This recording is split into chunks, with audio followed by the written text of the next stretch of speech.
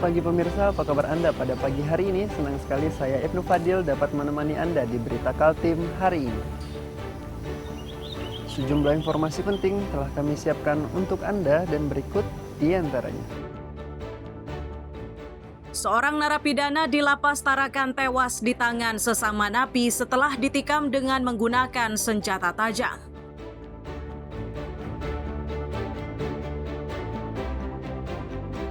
Sidang isbat nikah massal pasangan suami istri yang sebelumnya menikah secara siri digelar di kantor Dinas Sosial Kabupaten Berau.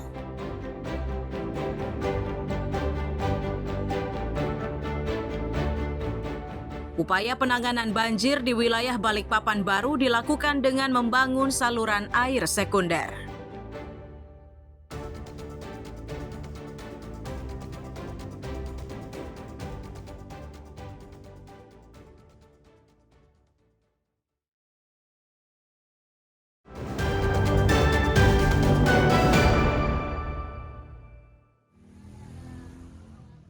Lembaga Pemasyarakatan Kelas 2A Tarakan kini diliputi kehebohan. Ini setelah salah satu napi berinisial AT meregang nyawa akibat ditikam dengan menggunakan senjata tajam. Ironisnya pelaku penikaman adalah AB, usia 25 tahun, yang juga berstatus narapidana di lapas tersebut. Kasubsi Registrasi Lapas Kelas 2A Tarakan menyatakan, peristiwa penikaman ini terjadi pada Rabu sore sekitar pukul 16.30 waktu setempat. Korban yang sempat dilarikan ke rumah sakit umum daerah itu akhirnya meregang nyawa setelah 1 jam penanganan di rumah sakit. Terkait motif penikaman itu, pihak lapas menyerahkan sepenuhnya kepada polisi untuk menyelidikinya. Narapidana apa nih?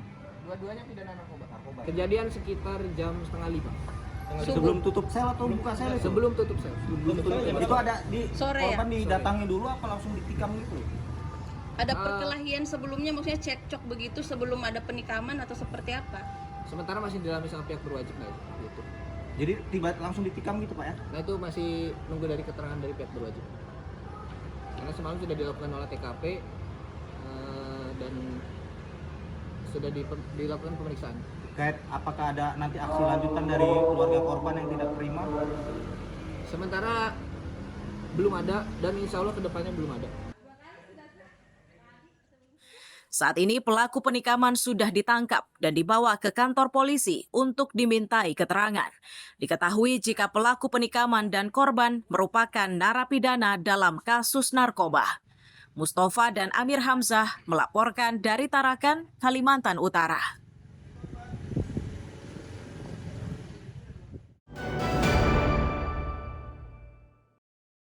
Wanita berjilbab bernama Nuraini usia 50 tahun inilah yang kini dicari oleh anaknya.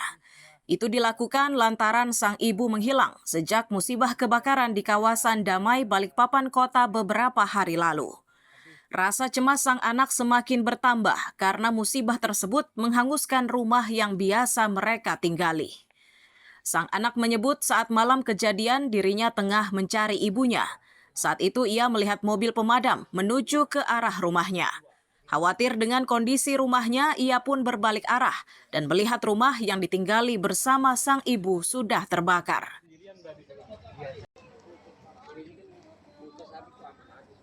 Di bagian sini Kak, bagian pojok ini pentokannya itu dinding yang pakai batu bata ini. Rumahmu terbakar ya? Terbakar habis. Terbakar habis. Waktu rumahmu terbakar nih kamu berada di rumah atau di luar rumah? Lagi di luar rumah, lagi cari mama. Oh lagi nyari mamamu? Ya, lagi cari mama. Pas itu malamnya itu saya lihat ada pemadam kebakaran dari Gunung Malang. Jadi saya lari dari Gunung Malang itu. Saya ikutin sampai Pantai Dusit. Pantai Dusit akhirnya sampai sini. Saya tanya sama acil saya, ternyata rumah saya kebakaran. Ketua RT setempat mengaku jika warganya itu diketahui menghilang sebelum musibah kebakaran terjadi. Meski begitu, Ketua RT mengakui telah melaporkan hilangnya salah satu warganya itu kepada Babin Kamtipmas setempat.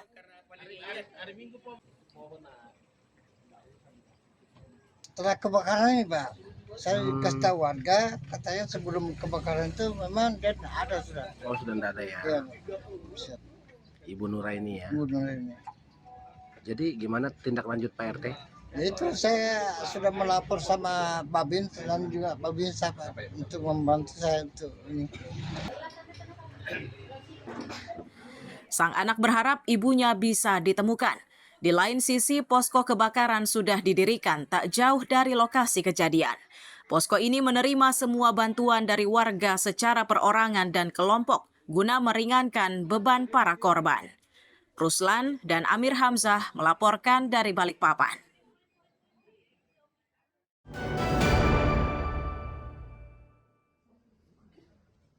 Pemerintah Provinsi Kaltim berupaya memfasilitasi tenaga non-aparatur sipil negara atau honorer yang kini tengah memperjuangkan statusnya.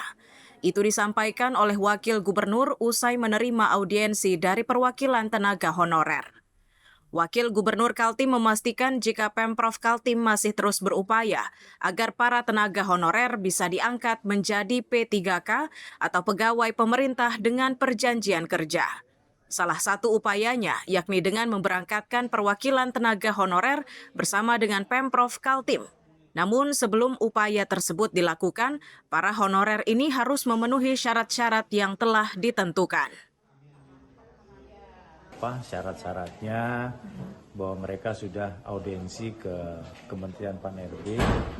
Nah, saya juga panggil BKD untuk mencari tahu apa akar masalahnya. Kalau perlu nanti BKD bersama teman-teman ke Menpan RB untuk memastikan bahwa Kaltim masih punya beberapa tenaga non-ASN yang harus bisa kita tingkatkan menjadi P3K. Cuman syarat-syarat ini yang harus kita penuhi. Nah, mereka kemungkinan akan berangkat ke Menpan untuk menyelesaikan itu. Di lingkup pemerintah provinsi, jumlah pegawai non-ASN mencapai 1.300 orang.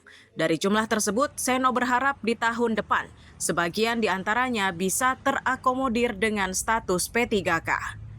Tim Liputan dan Amir Hamzah melaporkan dari Samarinda.